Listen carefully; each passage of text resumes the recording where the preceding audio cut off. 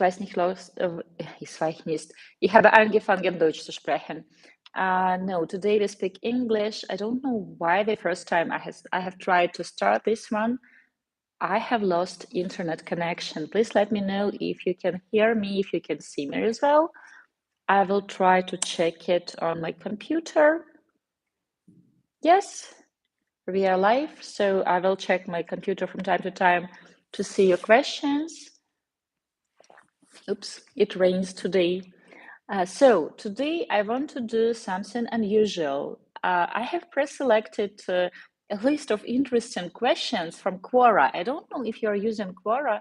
Hello, good evening. I don't know if you're using Quora. From time to time, I actually answer some questions there, dating related, and I find it interesting to see which type of questions people are asking about dating and which type of answers they're getting.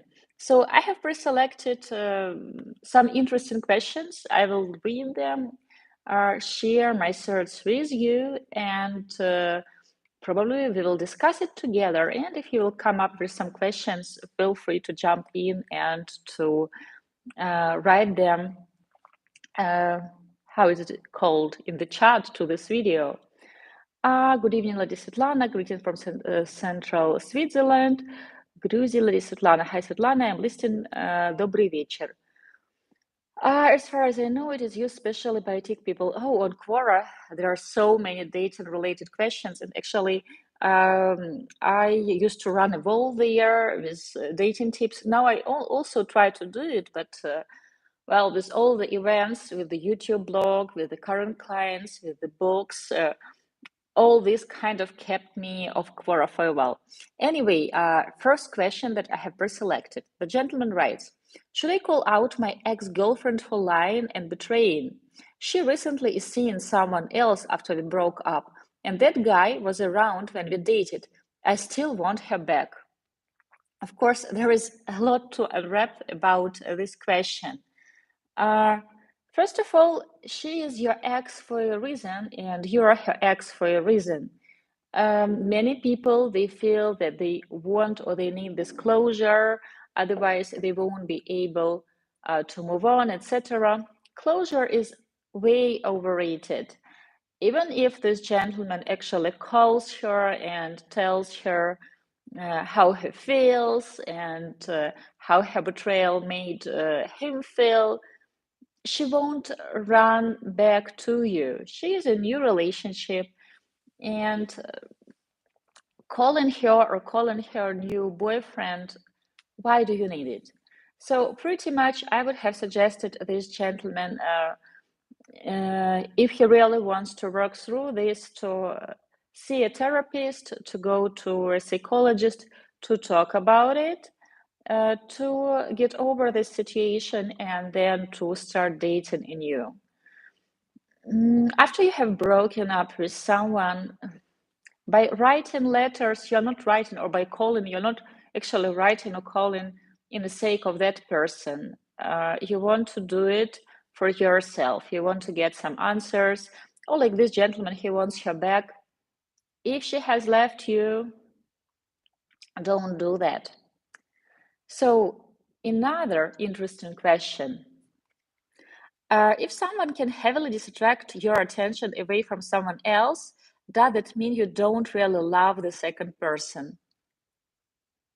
Of course not. I can get easily distracted from my husband or from my kid by reading a very interesting article or a very interesting book, which doesn't mean, though, that I prefer a book or an article to my family.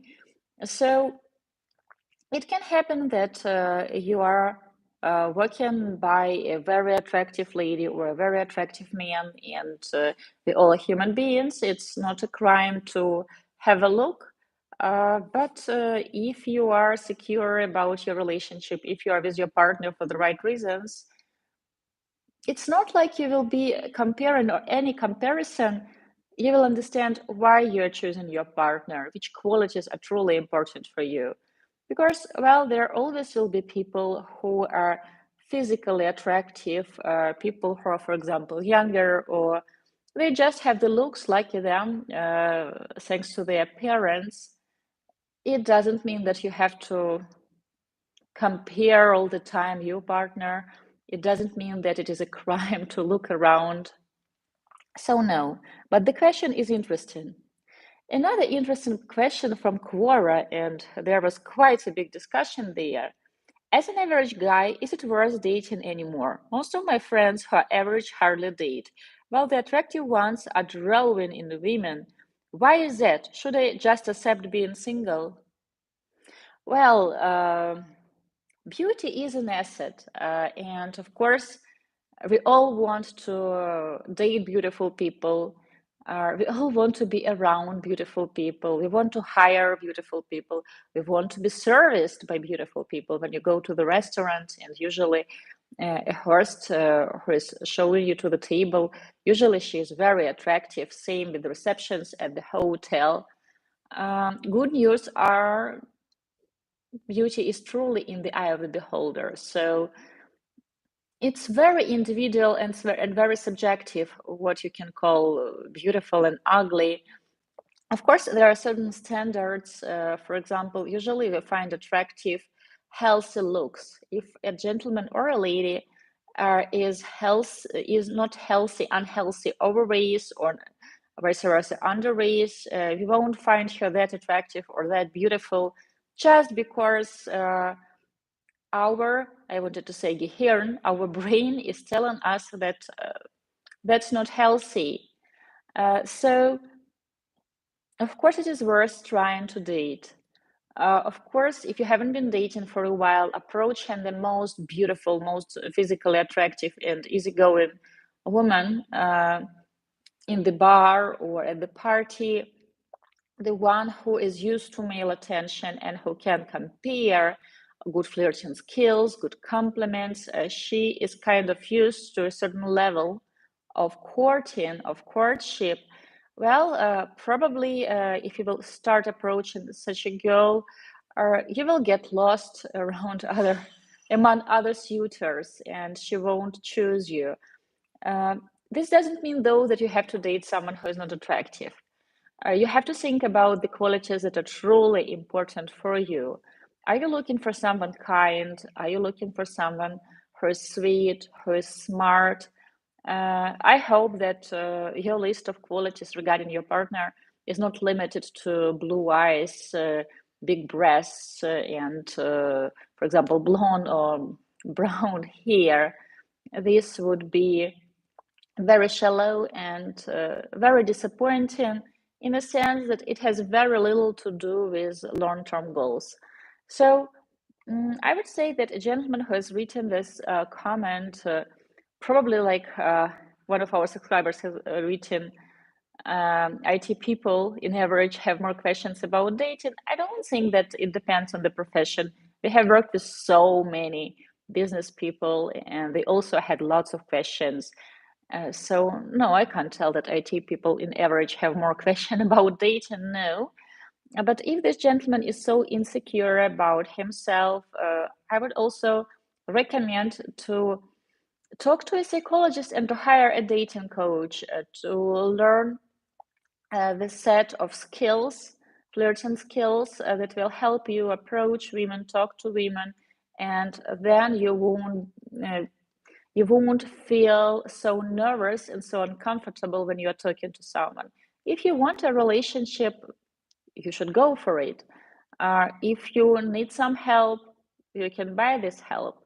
You can go to a dating coach first, then you can hire a matchmaker if you want some professional help, or after talking to a dating coach, you can try online dating, you can try offline dating.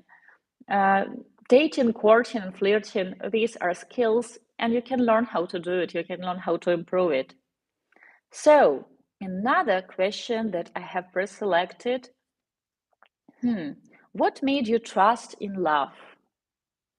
Sometimes people, they romanticize love so much in a sense that they believe that everything will be so much better, so different once they are in love, in a sense that out of a sudden they will magically get a promotion, their relationship with parents or with kids will just naturally get better.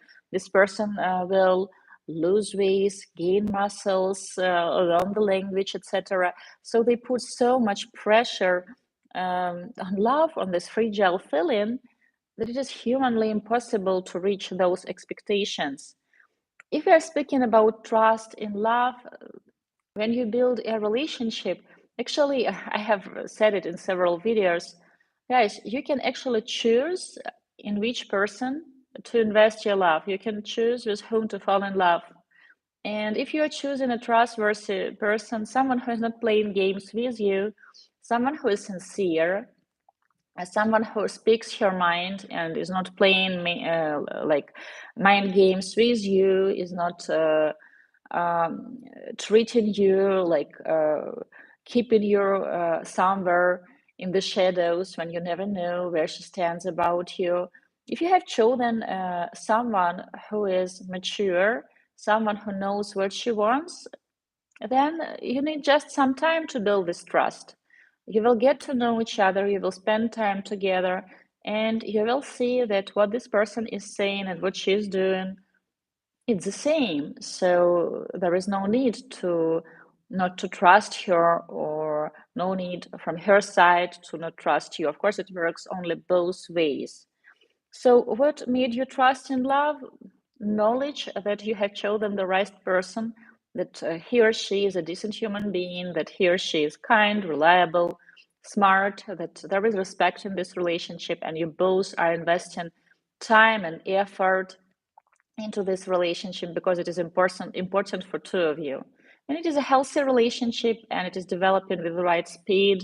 You won't be second guessing if the other party is trusting you, or if you should trust this person. Of course, it is ridiculously to expect love or pure trust within the first few weeks of dating or a relationship, because you hardly know each other, still hardly know each other.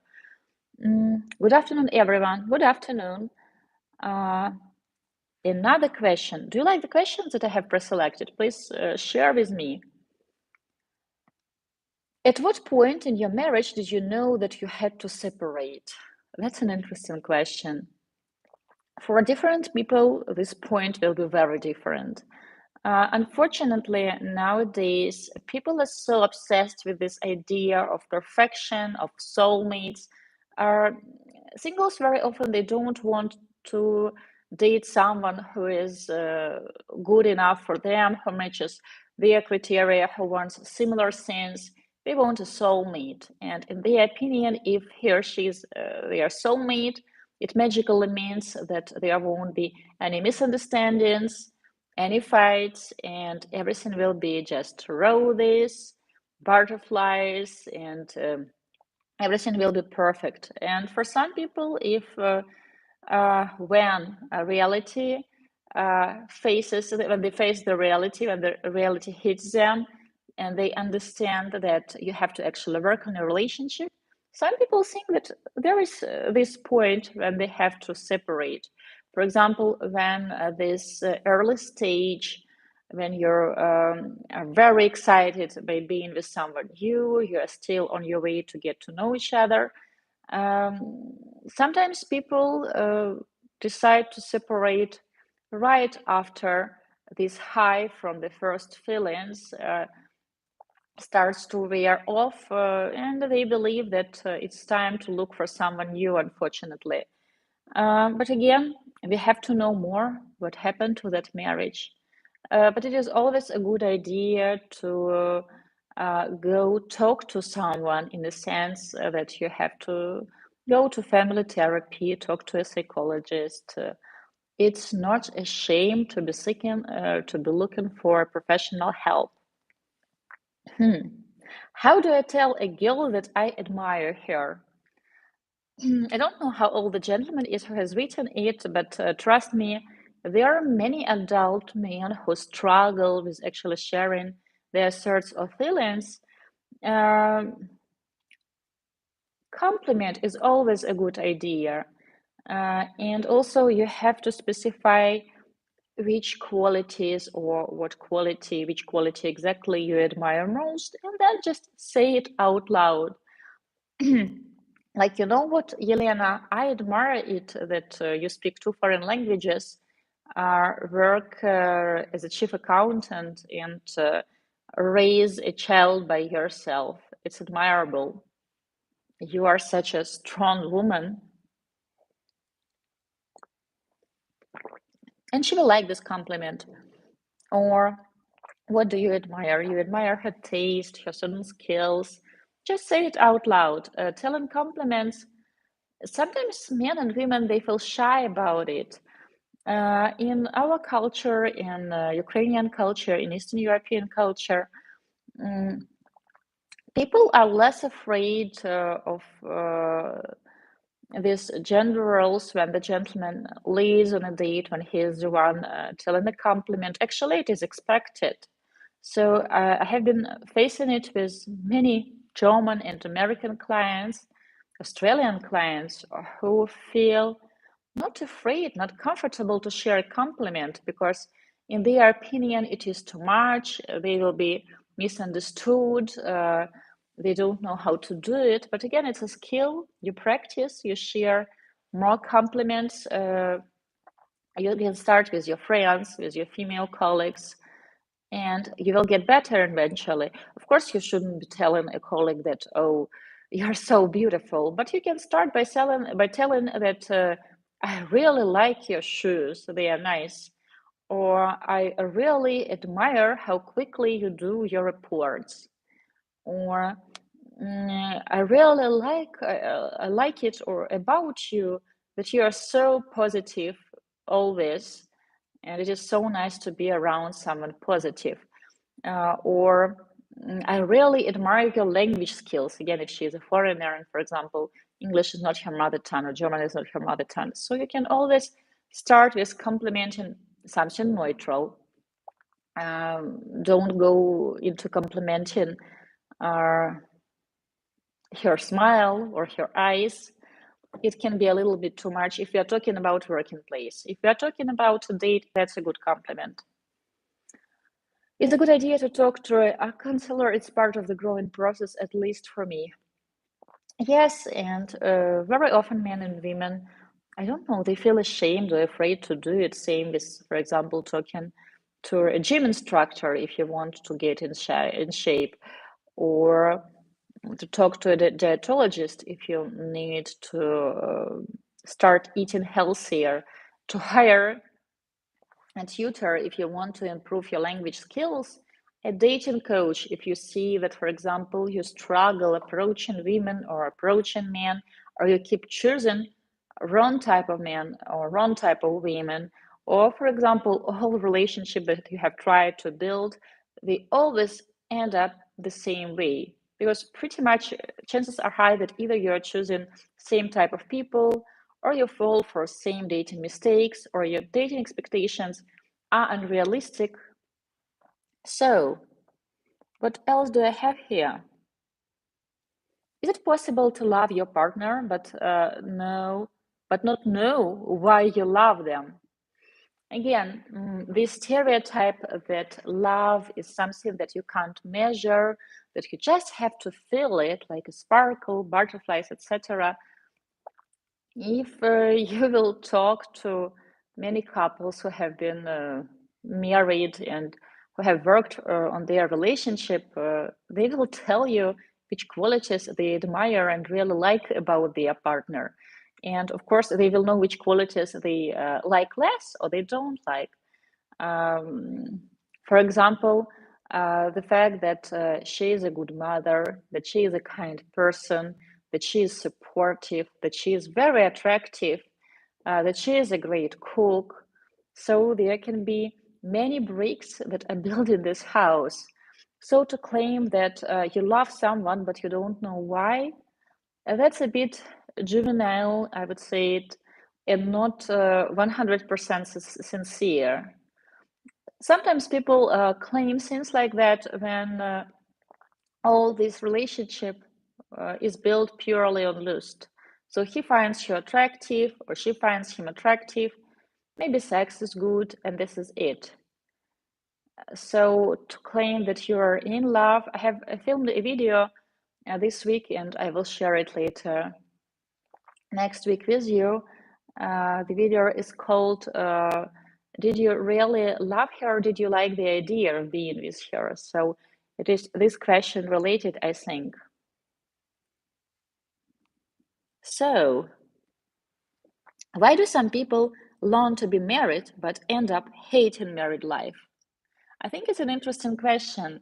And not so long ago, a lady has asked me on our blog, in our blog for women, she has asked me to make a video, why do people divorce? And if you ask someone, why do people get married? I believe that the most common answer will be because they are in love, because they want to create a family. Sometimes people get married because he or she wants to marry up and wants to improve his or her financial situation. There can be different reasons, but if we are talking about most common reason, people marry because they are in love, they want to be together, and it is a natural step for them in their relationship, in building their relationship, in building their story to get married.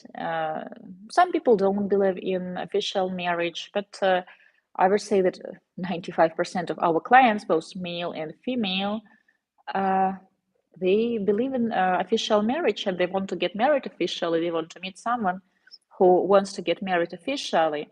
But why do people get divorces? I would say that the most common scenario is either they had have very different understanding and they had very different expectations about love and relationship and marriage in general. So they were expecting different things from this marriage. Like I have mentioned at the beginning of this live stream, uh, people romanticize love too much, and they were thinking, okay, I will get married, and then all my problems will be solved, and out of a sudden, I will become this person, or all these problems they will magically go somewhere.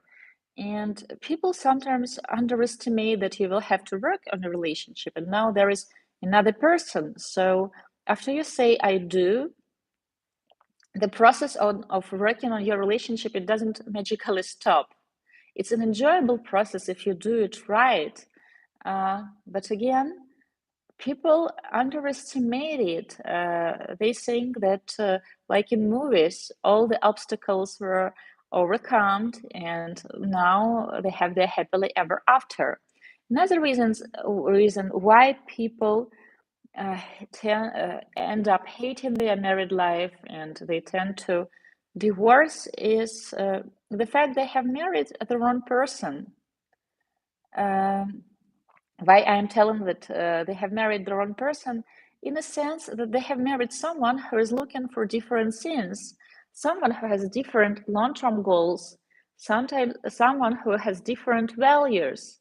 For example, a lady, she believes that marriage is a partnership and both a gentleman and a lady uh, should work on this relationship. Both parties should invest not only their time and effort but also money. And a lady, for example, she thought that after marriage, of course, she will continue building her career like she was doing previous 15 years because it is important to her, it is something she likes. And the gentleman out of a sudden saw that after she got married, after she said, I do, uh, they will start having babies straight away, and she will give up her job to concentrate on getting pregnant, on staying at home, on cooking him tasty dishes. And their scenarios about family are way too different. For example, they didn't have these important conversations before they have decided to um, say out loud the vows and to put rings on each other's fingers. They haven't talked about money, about budgeting, what is worth spending money, what is not. And now they are starting planning a wedding, and she wants this Porsche huge wedding, and he thinks that it is better to buy a house or to save for college for their future kids. And that's the first, I would say, the first red flags that tells that, guys, you haven't discussed everything, all the important things. Talking about kids, desire to have or not to have kids, when to have those kids. For example, they have talked on the date number 3 or 4 about children. She said that, yes, I want to have kids. He said that, yes, I want to have kids. And after that, they were too busy enjoying the company of each other, physical attraction. And in her mind, they will start having kids right after they got married or within the first year. And he thinks that, okay, first 5 years, we have to test our marriage, we will travel, we will enjoy this, that, and after that, we will start having kids, or vice versa. So people had different expectations. They had different goals, long-term goals, different values. So they have married the other party just because he finds her looks attractive or she finds his looks attractive.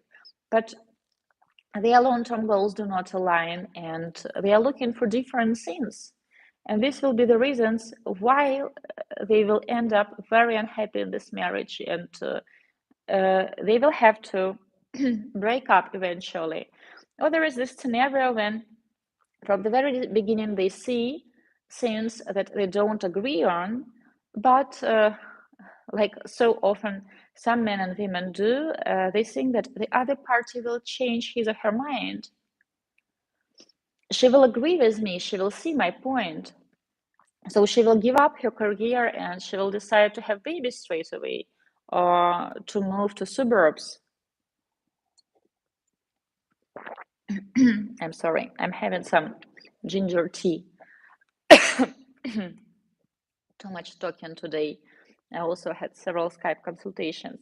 So, why do some people long to be married but end up hating married life? Because they have married for all the wrong reasons. They have over romanticized marriage, love. They have chosen the wrong partner, someone who doesn't share his or her values, has different long term goals, has different understanding about relationship, marriage, gender roles in the family, about money, kids, religion, even politics, all the important things. Also, sometimes people forget that marriage, you will have to work on this relationship. It won't just magically become happy and smooth and effortless. No, it doesn't work like that. Okay, so another question. My girlfriend says we should agree that we are allowed to hang out with friends of the opposite gender at any time. Is this a red flag? I can only assume that the author of this question is very young, though it's hard to tell. Well, two of you had life before you have met, and this life included family, friends, hobbies, work. Having a relationship, of course, it will change your schedule, it will change your life, but it doesn't mean that you have to drop everything. Sorry, it doesn't mean that you have to stop seeing your friends, that you have to give up on all your hobbies. Mm, some couples they like playing this jealous type, and I don't find it extremely healthy when you have to ask a permission to go out to see your friends. No, but when, for example, you're living together, of course, it is nice to tell your partner where you will be so that he or she won't worry. But I see here some trust issues in this question. So, the next one. What is some text to send to your partner every single day to remind them that you love them? A compliment, a nice compliment, why you have fallen for this person, why you still like, love, and admire your partner. Just share it out loud. compliment what she is doing for your relationship, for your family. And of course, like all women's like compliments, and you compliment her looks, her dress, all the efforts she's investing into looking good for you. Uh, I think there are some questions. The question is really for forgetting how a relationship doesn't mean dropping own life. Yes, I would like to marry a motorcycle mechanic. Why? To get free repairs of your bike? That's not the right reason to get married. Um, if your Netflix recommendations are radically different from yours, it's probably not a good fit. No, you can like different books, you can like different movies, but your long-term goals and your values can align. You don't have to like the same music, same movies. And nowadays, well, you can choose to watch one movie, or you can just decide that, for example, on Friday night you're choosing what to watch, and the next Friday night she is choosing what to watch, and it will work. You will actually watch a bigger variety of shows.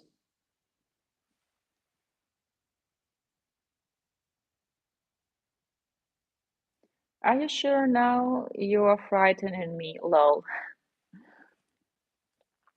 Okay, let's see what else I have. Is love after marriage possible? I believe that true love, when you truly know your partner and you choose your partner every day, and it is really so that healthy relationship, healthy marriage, every single day you choose your partner again and again, despite all the difficulties, despite all the other so-called choices, because you went through so many experiences together, and you had a good day together, you had a bad day together. You've been together when he had a great day and you had a very bad day, and you still have managed to be supportive, or vice versa. So, of course, I believe that love has to only grow in quality after you got married. It will be a different stage.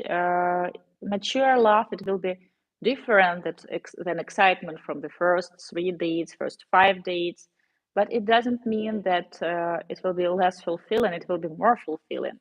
People just forget that you never should be stopping dating your partner, dating your wife, or dating your husband. Even after years of marriage, you have to find time to go out on dates. You have to bring flowers to your wife, to continue courting her, if you want this relationship to grow, to develop, and to be romantic. So, guys, I think these are all questions that I have pre-selected for you on Quora. Please let me know if you like this format. Then I can do more. I can choose other interesting questions that got lots of attention on Quora, and we can discuss them with you together. By the way, I'm not sure if you have seen it. We are adding something new to this channel, like 2 videos per week. This day we are still doing that, and once every 2 weeks we will do a live stream. But I'm doing something new as well. I'm not sure if you have seen it, but you can become a sponsor of this channel.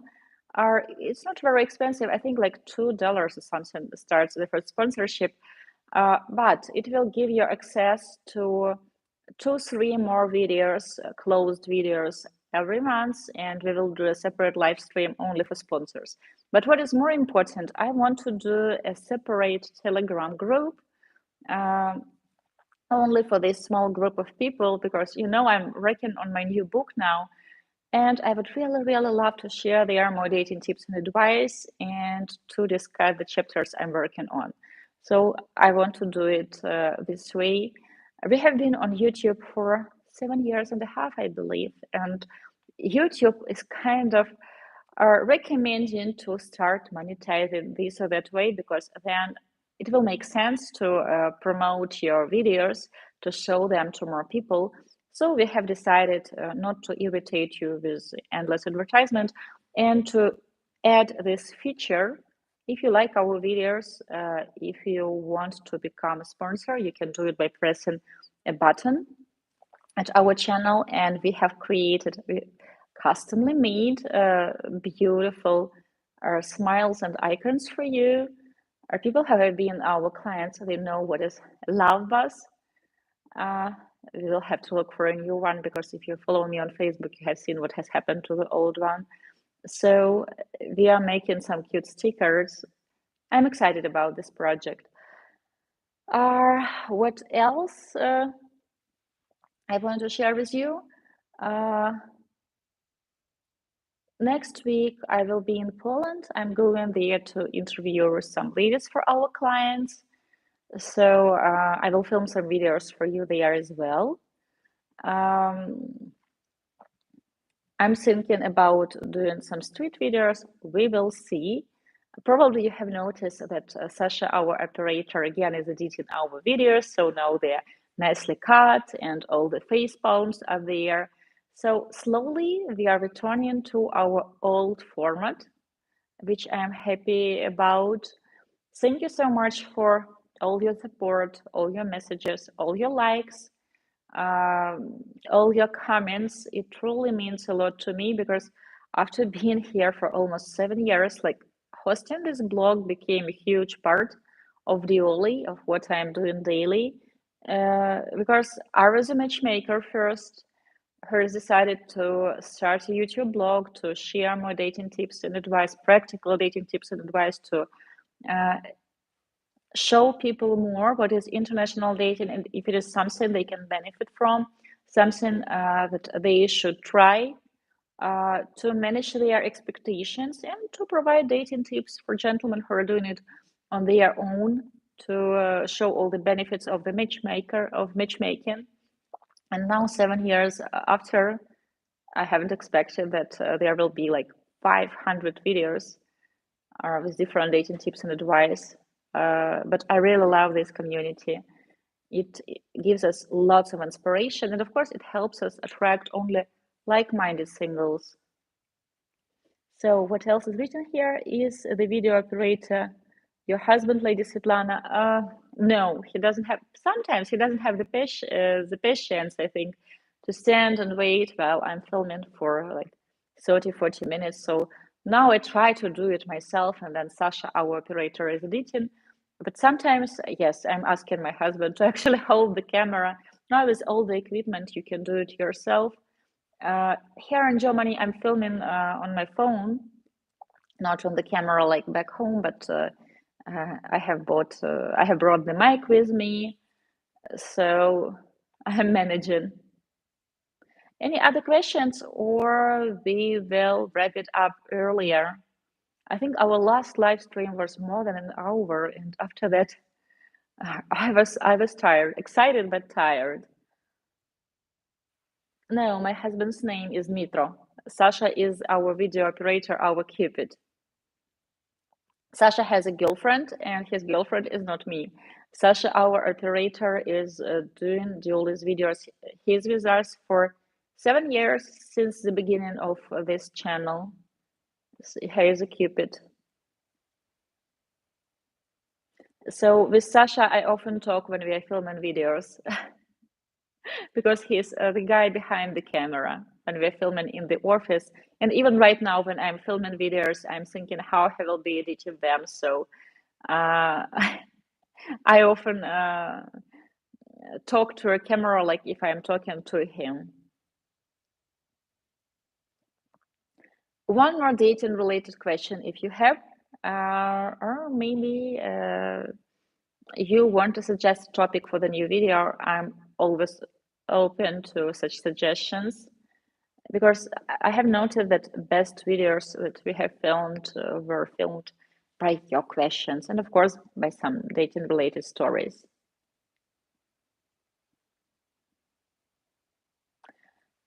It looks like no questions. Then I want to wish everyone a nice evening.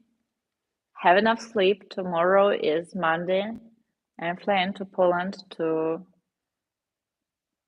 meet some interesting ladies, to take some pictures of my book for ladies, which is with me. And I'm looking forward seeing you in the next one. About success for German speaking men, I will do a video in German, I promise you. So guys, I wish you love, sweet dreams. Let me find out how to, oops, finish this one like this.